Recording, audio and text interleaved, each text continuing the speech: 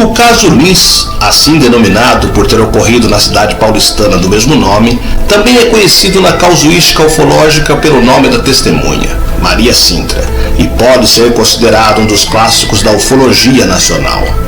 Partindo do relato de uma mulher simples, que por trabalhar no local onde eram tratados doentes mentais, acabou ela própria, ao fazer seu relato, sendo alvo não somente de chacota, mas até de dúvidas quanto à sua sanidade mental. Afinal, os fatos por si sós eram surpreendentes e para os céticos de plantão, coisa que só podia ter saído da cabeça de uma pessoa, se não mentirosa, no mínimo com problemas a serem objetos de estudo psiquiátrico. Um dos mais interessantes casos da ufologia brasileira, que ocorreu em Lins, São Paulo, em 25 de agosto de 1968, no Hospital Serafim Correia. O caso que conta a história de uma enfermeira que teve um contato amistoso e pitoresco com o tripulante de um OVNI pousado nas proximidades. Eu sou o Sidney Góes e você está no Placebo. Vem comigo, que no caminho eu te explico.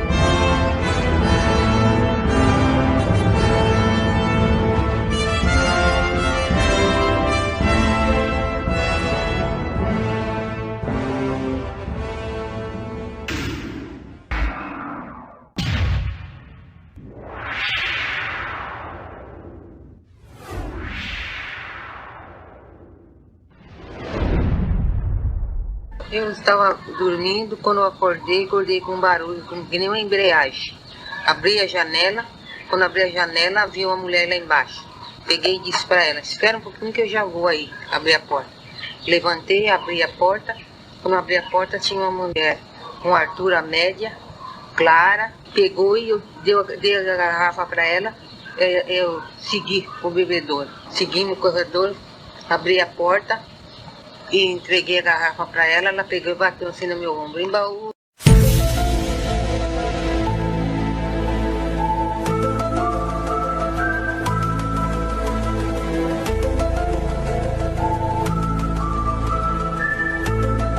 Na madrugada de 25 de agosto de 1968, ocorreu um fato no sanatório Serafim Ferreira em Lins, São Paulo, que pelo seu aspecto abalou a opinião pública, amplamente divulgado por jornais e revistas do país.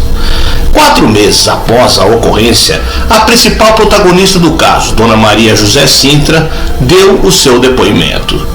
Segundo ela, por volta das 5 horas da manhã no dia 25, levantou-se e fazia sua oração diária quando ouvia ruídos estranhos parecidos com estalinhos do lado de fora, no pátio do sanatório. Ela abriu a janela pensando tratar-se de um carro, mas ao invés disso viu um vulto de uma mulher em frente à porta do sanatório. Dona Maria disse para ela esperar que já abriria a porta. Ela vestiu seu jaleco e desceu as escadas em direção à porta. Como de praxe, ela perguntou se era internamento. A estranha mulher respondeu em um idioma desconhecido e lhe apresentou um frasco de uns 20 centímetros de comprimento. Dona Maria pensou que a visitante queria água e levou-a até o bebedouro automático em outro hall de entrada.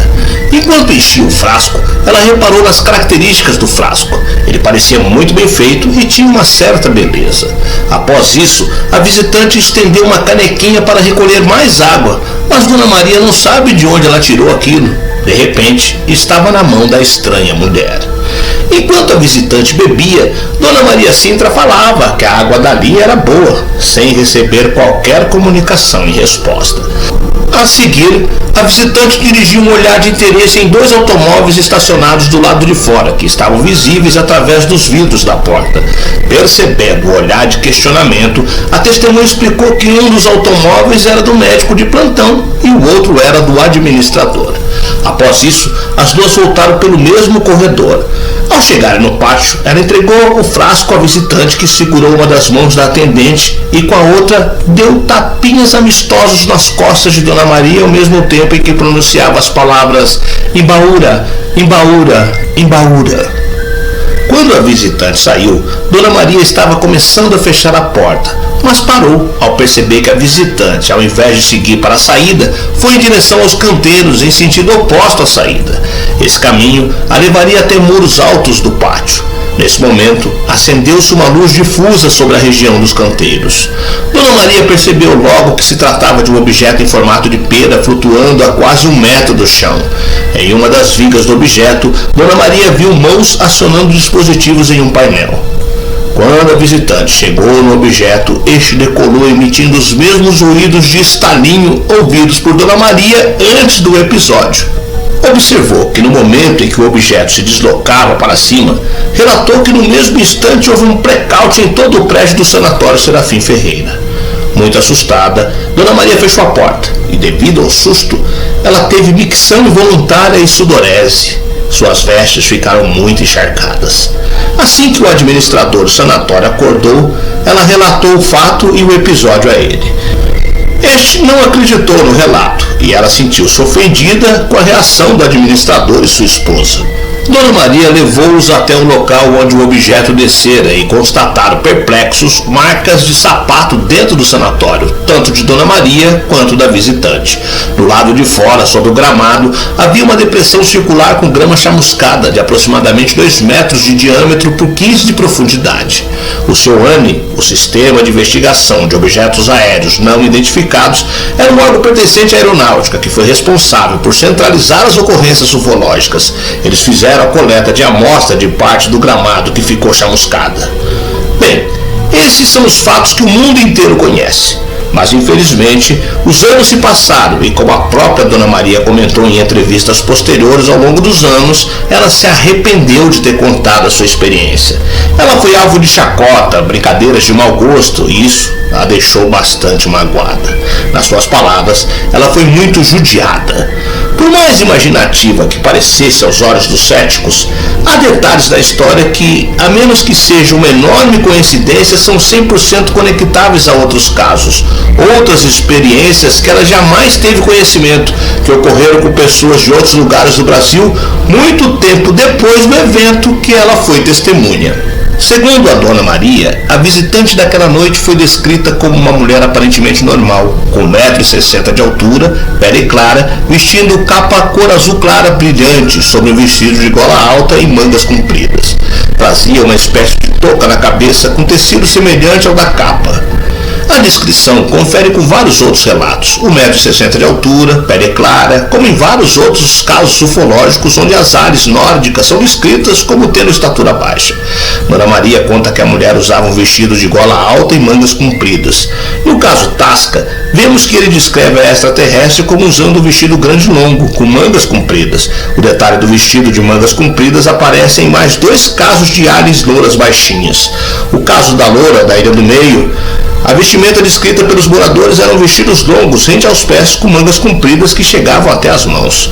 Por fim, há ainda um outro caso no mesmo estilo, o caso José Florencio, Campinas, 1931.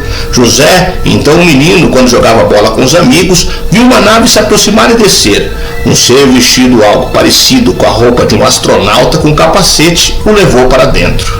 Lá dentro havia mais 3 seres, sendo que um ele acha que era feminino. O ser tirou o capacete e ele viu que usava uma espécie de touca, parecida com a touca usada pelos nadadores. Como vemos, muitos detalhes descritos pela Dona Maria Sintra podem ser encontrados em diferentes relatos e épocas, de pessoas de locais muito distantes uns dos outros. Mas então o que seria? Excesso de imaginação? Problemas mentais? Não. Dona Maria conta uma experiência que realmente vivenciou, sem falar que o objeto voador deixou marcas no solo investigadas por especialistas da aeronáutica, sem falar que todos presenciaram o apagão quando a nave subiu e subiu no céu para o assombro de Dona Maria, algo bem óbvio na casuística, porque é um fenômeno onipresente nos eventos ufológicos.